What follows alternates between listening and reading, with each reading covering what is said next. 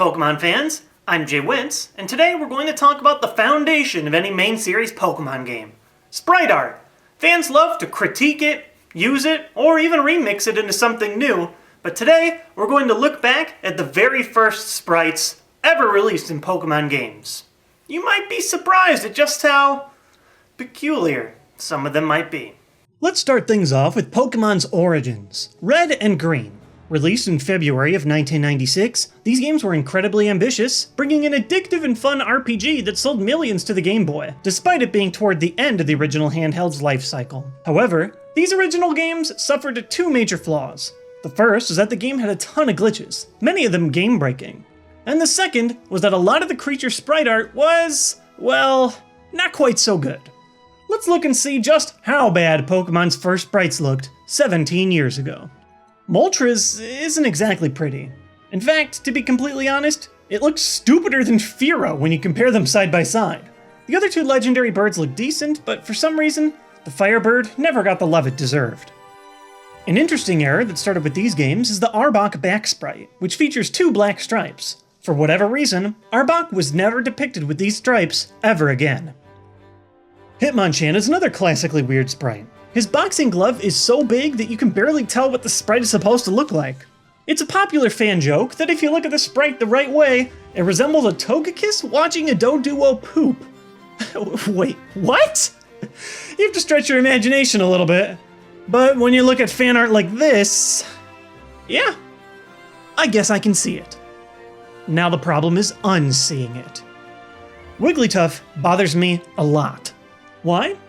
Just look at those menacing eyes. They're not even close to the same size, and it makes the normally adorable Wigglytuff look like some kind of mass murderer.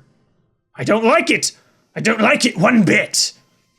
Diglett and Dugtrio have tiny noses, making it look like they're actually the mouth. That being said, this is a mistake that I've had throughout my entire life, so maybe I can't blame Red and Green that much. Diglett is normally known for these black, beady little eyes with his strange pink mouth, but yes, I know, I'm dumb. One of the changes that's the most noticeable to longtime fans is the alterations made to the series mascot, Pikachu. Early artwork, including the first sprites, have him appear chubbier, while newer iterations of the character slim him down and add more of a separation between the head and the torso. Maybe it's because this is the first Pikachu that I ever knew, but I'm particularly fond of the original design, and I have a hard time liking him as much in the new one. If you look carefully, Pikachu's original design was also lighter around the face and darker around the stomach, but today's Pikachu is pretty consistent color-wise all around. I miss you, old Pikachu. You'll always be the cool one to me. And speaking of old sprites that are cool, nothing is cooler than the original depiction of Haunter. Haunter's modern art is solid, but there's something about the dark figure, wide eyes, and jagged mouth that make the original Haunter design so genuinely spooky and awesome. It reminds me of the truly terrifying Haunter in The Electric Tale of Pikachu, which is way better than what they decided to do with him in the anime. But all minor complaints aside, there is one sprite that Red and Green truly messed up big time. This one is so downright hideous that it's hard to look at with a straight face. Are you ready for this one? I present to you Mew. No. No! You can't do this to us, Game Freak! Why? Why have you forsaken us? I get that early in, Mew was supposed to be a genetic Pokemon, but having him pretty much straight up resemble an embryo is not in the least bit attractive. It seems that even Game Freak realized the horrible Frankenstein abomination that they created, and they made Mew more cat-like within a matter of months. And thankfully, they've never touched the old design again. Please, kill it with fire! Or kill it with dark? Honestly, I don't care how you do it. Just kill it. And now, to complete our look back at the differences in the original sprites, we have our special guest, MunchingOrange, tackling the artwork we got in the red and blue versions. One of the biggest complaints of the original red and green versions was, unsurprisingly, the poor quality of the sprite art. And so, in October of 1996, Japan received the blue version, a third version of Pokemon with fixed glitches and completely new sprite art. It is these new sprites that ended up in the English releases almost 2 years later in Pokemon Red and Blue.